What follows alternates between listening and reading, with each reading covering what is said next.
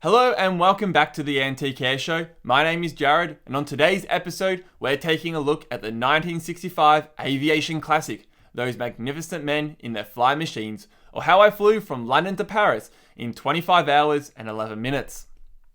And yes, if you are wondering, that is the official title of the film. And a fun little fact is that up until 2021, it held the record for the longest title film to be nominated for an Academy Award, coming in at 85 characters long. So hold on to your hats and let's dive in and have a look at the aircraft in the film.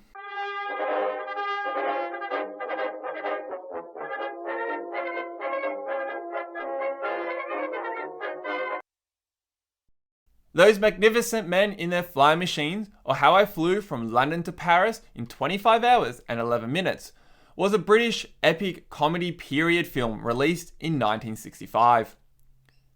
Directed and co-written by Ken Annakin, the film boasted an international cast that included Stuart Whitman, Sarah Miles, Robert Morley, Terry Thomas, James Fox, Pierre Cassel, Gert Frobe, and Alberto Sordi. Set in 1910, the film follows the adventures of airmen from around the world as they compete in a fictitious air race from London to Paris, with the winner taking home a £10,000 prize. When released to the public in 1965, the film was a big success, and among a number of award nominations, earned an Academy Award nomination for Best Original Screenplay, and won the BAFTA Award for Best British Costume Design Colour. But let's now move on to why most of you are probably here and watching this video. The aircraft, which played such a major role in the film. A major part of the film were the aircraft, and the film crew went to great length to ensure that the aircraft that appeared on screen were accurate to the 1910 time period of the film. The job to find and source the replica aircraft was given to Air Commodore Alan Wheeler, who was approached by Annakin in early October 1963. Wheeler would become head technical consultant throughout filming, and nearly all of the details we have about the aircraft, their construction, and the flying throughout shooting of the film are due to a book Wheeler published about the making of the film, titled Building Aeroplanes for Those Magnificent Men. Wheeler had an ambitious task ahead of him. The script demanded 5 airworthy 1910-era machines to be ready for the start of filming on the 1st of May 1964. Not only did the aircraft have to be historically accurate, they had to be reliable and safe, and it was also essential that each type could be easily identifiable and distinguishable on screen. It would be rather useless if in wide shots all the aircraft looked similar. Ultimately, the 5 aircraft settled on were a Santos-Dumont Demoiselle, an Antionette, a Bristol Boxkite, an Eardley billing, and an Avro Triplane IV. With it being settled which aircraft would be built, contracts were quickly arranged with 5 firms throughout Britain to produce and test fly one example of each type. However, shortly after these arrangements were made, 20th Century Fox decided that instead of one of each type, there should be 3 examples produced of each type to minimize disruptions in filming if an aircraft was damaged. The increased demand resulted in 2 of the 5 firms pulling out as they would not meet the 1st of May 1964 deadline. But by Christmas 1963, Wheeler had managed to organise all contracts but the Bristol Boxkite. The Bristol Boxkite's contract was finalised in the early part of January 1964. During filming, the need for a 6th airworthy 1910s aircraft arose. Although an Avro 504K was briefly considered, it was ultimately considered too modern for the film. A Vickers 22 replica was tracked down and bought. Importantly, in December 1963, the film received the support of the Ministry of Aviation and the Air Registration Board. Let's now delve into each replica aircraft one by one and look at their respective stories. The first aircraft we'll take a look at is the Demoiselle aircraft, used in the film by the French entrant Pierre Cassel. The Demoiselle aircraft was based off the designs of the Brazilian aviator Alberto Santos-Dumont. Throughout the first decade of the 20th century, Santos-Dumont built a series of aircraft, and the film crew decided that the Demoiselle No. 20 aircraft would be the best design to replicate for the film. While the film crew attempted to stay accurate to the design of the Demoiselle No. 20 aircraft, a few changes had to be made. Firstly, the fuselage of the replica was built from steel and the wings from spruce rather than bamboo that Santos-Dumont used to build his machines. Next, the pilot's elevator and rudder controls had to be changed. Santos-Dumont had originally controlled these through cables attached to the rudder and elevator that were then attached to a vertical lever behind the pilot. The lever would be pushed up into a pocket sewn to the back of the pilot's jacket, and thus the rudder and elevators were controlled by the pilot leaning back and forth. This was hardly appropriate for filming, and as such, the replica Demoiselle machine was fitted with a normal control lever and rudder bar. Initial testing of the aircraft was undertaken at White Waltham and found that the Demoiselle would not take off. As such, new redesigned wings with an increase of 1 feet on each wing were fitted alongside smaller tweaks to the design of the replica. It was also realized that the men test flying the aircraft were much taller and heavier than Santos-Dumont. Santos-Dumont was only the size of an average woman, and as such, the crew brought in Joan Hughes, a distinguished pilot and at the time chief instructor at the Aero Airways Flying Club, to fly the Demoiselle. With a new design and Hughes at the controls, the Demoiselle was able to successfully take off. Further changes though had to occur after moving the aircraft to its first filming location at Booker Aerodrome. Booker Aerodrome was 300 feet higher above sea level than White Waltham, and thus the aircraft was not able to take off. This resulted in the aircraft receiving a more powerful 50 horsepower Artem engine, and extended wingtips were also fitted. Upon completion of these modifications, the Demoiselle was supposedly quite a good aircraft. It had a takeoff speed of 32 miles per hour and could cruise between around 45 to 50 miles per hour. Pilots bigger than Joan Hughes could fly it as well, although this was not ideal as the extra weight moved the centre of gravity too far aft, making it unstable. Wheeler summed up the final version of the Demoiselle in his book as, quote, "In this condition, the Demoiselle did all that was required of it for filming and proved to be one of the most airworthy aeroplanes we had." End quote. The next aircraft to look at is the Antionette. In the film, the Antionette is used by British entrant Richard Mays, who is also one of the main characters of the film. This was also perhaps the aircraft that caused the most amount of issues throughout filming. The Antionette had been picked as it had developed a reputation as a fairly airworthy machine, and there was an example on display at the Science Museum at South Kensington. However, the film crew would be in for a shock as the building and then the flying of the Antionette replica would be anything but straightforward. And not long into the build did issues start to arise. The building of the Antionette replica was undertaken by Hans and Sussex Aviation Company at Portsmouth Aerodrome, and early into the design work, issues around the structural integrity of the design and the effectiveness of the wing warping mechanism for obtaining lateral control were flagged.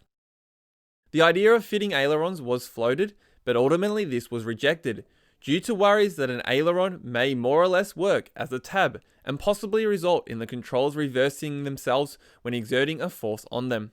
This would be hardly ideal when you're in the air.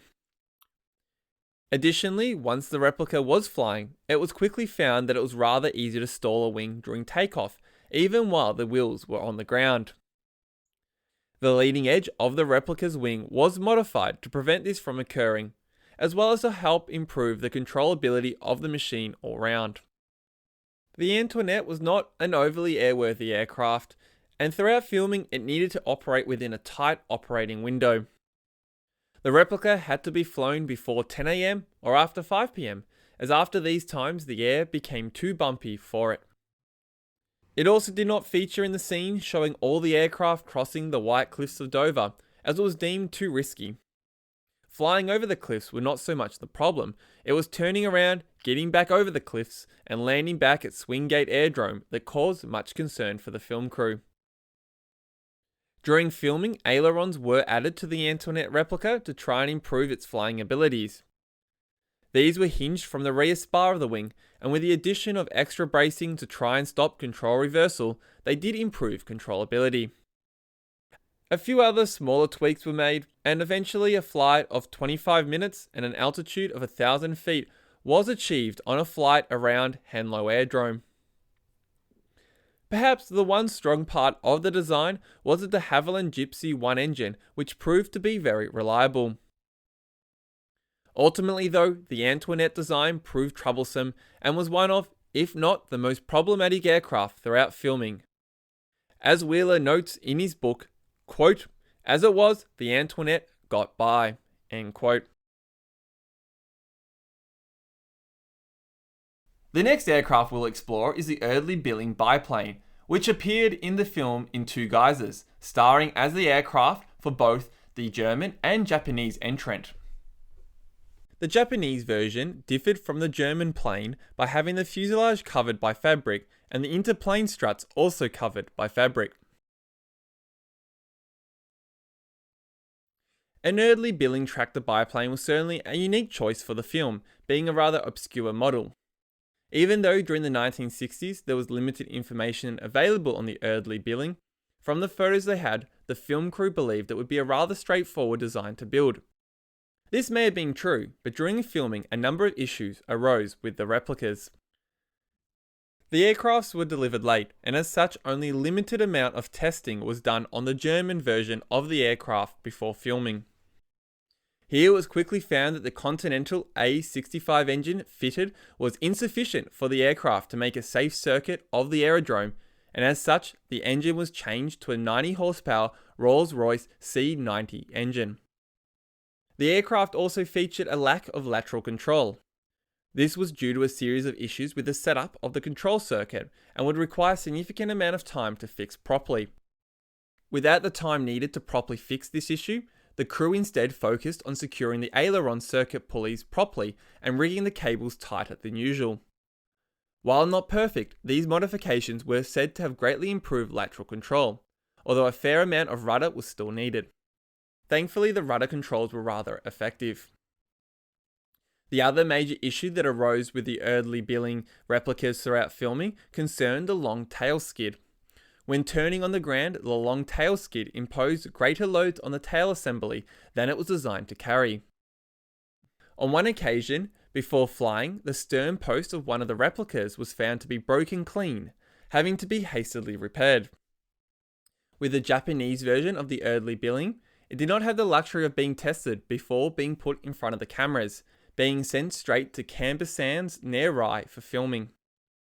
Here it was found that directional control was poor, and the aircraft had a nose-up tendency. As such, the tailplane incidence was altered through the use of washers under the leading edge, while the directional control was fixed when the aircraft returned to Booker Aerodrome. Although it did take some work and modifications, the Eardley Billing biplane replicas did get to an acceptable state of airworthiness and were eventually used for some cross-country flights.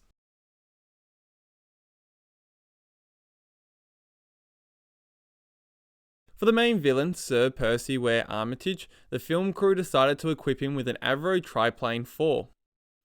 This aircraft was perhaps one of the more easier ones for the film, with it noted as being rather straightforward to build and a reliable aircraft throughout filming. Throughout the early 1900s, Avro had built a number of triplanes, and there were discussions around whether a Mark III or Mark IV triplane should be built. The Mark IV was ultimately chosen after consulting Ronald Kemp, a man who had flown both types and who had found the Mark IV to be the superior aircraft. The replica was then built by a team from the Hampshire Aero Club, led by Peter Hillwood.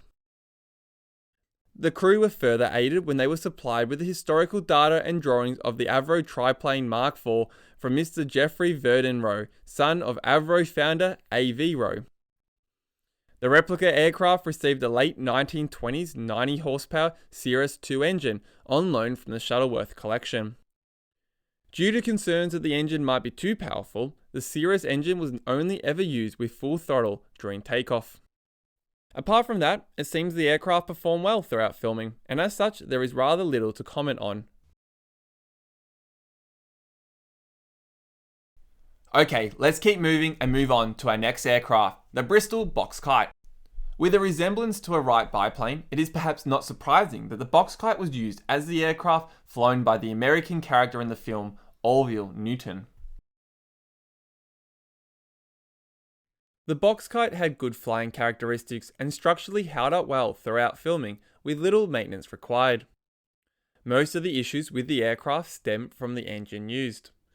Originally, it was fitted with a 65 horsepower Rolls-Royce Continental A65 engine.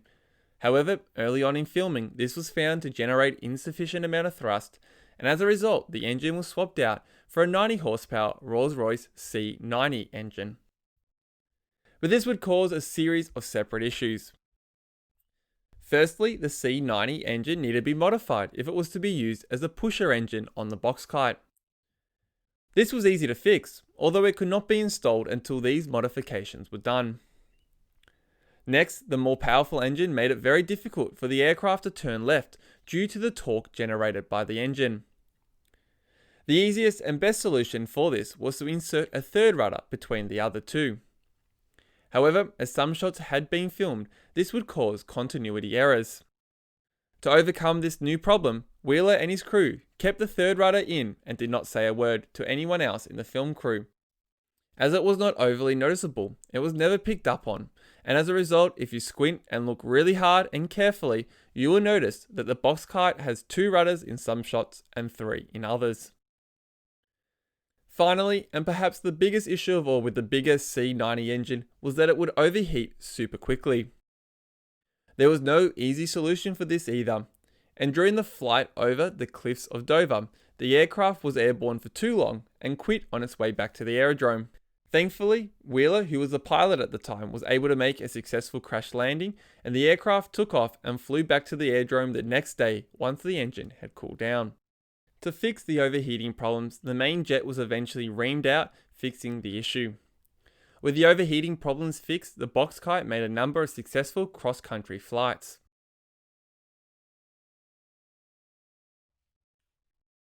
Finally, the film used a Vickers 22 replica aircraft.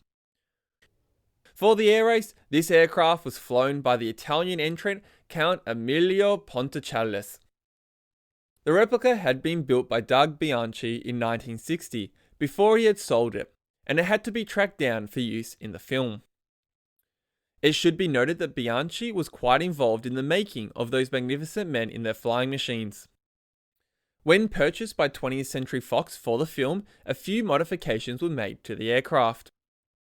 This included changing the 30 horsepower JAP flat twin engine with a 75 horsepower Continental A75 engine, and fitting ailerons as the wing warping controls were not adequate for filming.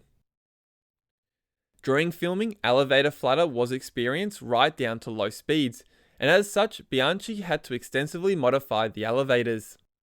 This modification allowed the Vickers 22 to fly up to 65 miles per hour. Reading Wheeler's book, you get an understanding of just how much effort went into designing, building, and then maintaining these replica flying machines. You also get a great appreciation of just how primitive some of these designs were, and that there wasn't always a lot of margin for error. Throughout the film, there are a number of stunts undertaken with the replica aircraft. The first of these scenes that we will look at is the scene where the German aircraft breaks in half and runs around the airfield out of control. For this stunt, the second reserve Eardley billing was used, with stunt driver Dick Parker at the controls. The main wheels of the aircraft had to be modified to take the hard braking and turning forces this scene required, and were fitted with brakes in the hubs that could be controlled separately. Additionally, a tail wheel was hidden at the rear end of the broken fuselage, which could be controlled by Dick Parker, allowing him to undertake precise movements with the broken aircraft. During the filming of the scene, at times the broken aircraft obtained speeds up to 35 miles per hour, and as such, extra weight was added to the brakes and tail wheel, and spoilers were added to the top surface of the wing to try and prevent the aircraft from taking off. One scene in the film required the Bristol Boxkite to lose a wheel on takeoff. This was an easy stunt for the flying crew to replicate, and reportedly they did over 20 safe landings after dropping one of the wheels. Another scene to look at is the scene where the Avro Triplane, flown by the character Sir Percy Ware Armitage, gets trapped on the train roof before heading into a tunnel. This was one of the first flying sequences done for the film and took several attempts to get. To maintain the historical authenticity of the film, for this sequence a vintage train was pulled out of retirement and 7 yellow coaches from the Nord Express, dating back to 1910, were used. The shots of the triplane flying above the train were achieved by flying the aircraft low over the train, while a camera helicopter followed along next to it. The speed differential of the train and triplane made it a little tricky, but eventually after a few attempts, the shot was achieved. To achieve the shot of the aircraft jammed and stuck to the top of the train, the second studio-based triplane, minus its engine, was lifted up by the helicopter and then lowered onto the train. Once on the train, the engine was reinstalled for continuity. The final major stunt of the film involving the replica aircraft involved the Vickers 22 and the Bristol Boxkite. Towards the end of the film, there is a scene where the engine of the Vickers 22 catches fire and the Italian pilot, Count Emilio Ponticelli, has to jump onto the undercarriage of American pilot Orville Newton's aircraft to be saved. For this shot, majority of it was filmed in a studio, as Wheeler supposedly did not allow the stunt to be performed live. However, some shots were done in the air, such as the Vickers 22 flying close to the Bristol Boxkite with a simulated fire around the engine. This shot was somewhat challenging as the Boxkite struggled to fly above 40 miles per hour, while the Vickers 22 performed best when flying at 45 to 50 miles per hour. The second part of this sequence required the Italian pilot to fall from the Boxkite's undercarriage and land on the ground. This sequence was also a little bit tricky as the slowest the Boxkite could fly at was around 30 miles per hour, and that is still quite fast to be jumping from an aircraft. Still, the stunt was shot twice, with the stuntman safely doing it without injury each time.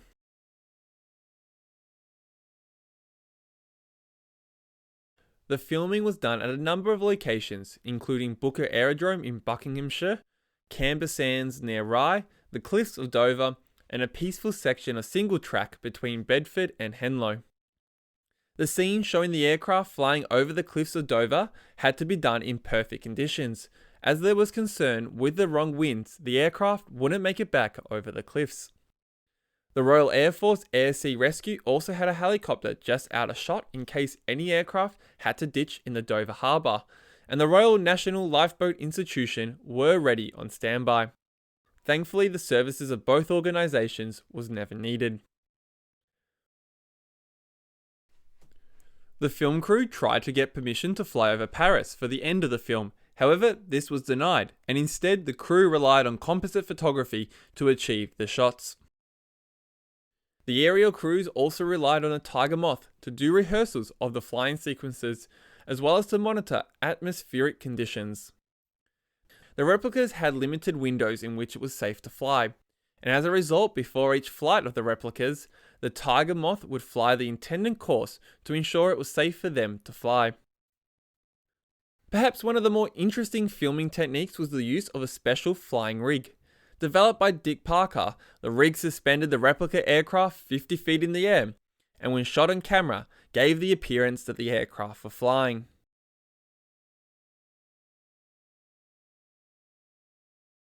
To complement the flying replicas, a number of authentic static aircraft were also built to match the historical context of the film. The static aircraft chosen were perhaps some of the more interesting aircraft of the time period. These included a Passat ornithopter built by a syndicate at White Waltham Aerodrome, a Lee Richards Annular and Dixon Nipper, both built by Denton Partners at Woodley Aerodrome, a Phillips multiplane built by Doug Bianchi at White Waltham, a pickup de Brille, and lastly a Walton Edwards Rhomboidal built by Air Engineers Limited at Staverton Aerodrome. Some of these statics were flown on wires to achieve certain shots in the film.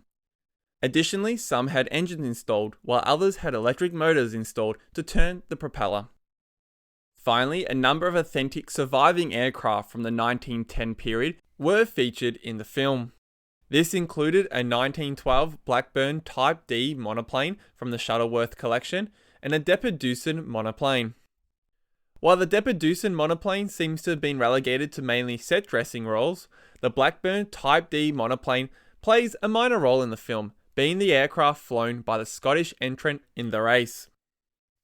The Blackburn Type D monoplane is still owned by the Shuttleworth collection and is the oldest airworthy aircraft of British origin. A number of the replica aircraft built for the film still exist today around the world. These include a Bristol Boxkite and Avro Triplane that still flies with the Shuttleworth collection, although with different engines to what they had in the film. Overall, the film is fun and entertaining. I have watched it numerous times since I first came across it as a kid, and I still find it quite funny and enjoyable to watch. The flying sequences are impressive, especially when you consider the age of the aircraft. And so with that, I think I'll bring today's video to an end. Thank you for watching, I hope you enjoyed it, and I hope to catch you back here very soon.